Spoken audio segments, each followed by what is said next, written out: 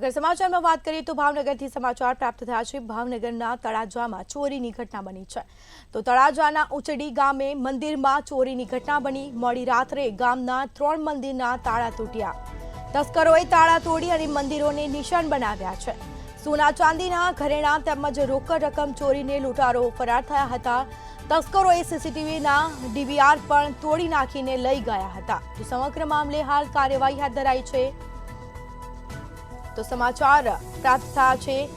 भावनगरना तळाजाમાં ઉચડી ગામે મંદિરમાં ચોરીની ઘટના બની। મોડી રાત્રે ગામના 3 મંદિરના તાળા તૂટ્યા। તસ્કરો દ્વારા ચોરી કરી અને જે બાદ સીસીટીવી તોડી અને તેના ડીવીઆર પણ લઈ ગયા હતા। તો તસ્કરોનો તરખાટ જોવા મળ્યો છે। મોડી રાત્રે આ ઘટના બની। તસ્કરોએ તાળા તોડી અને મંદિરને નિશાન બનાવ્યા।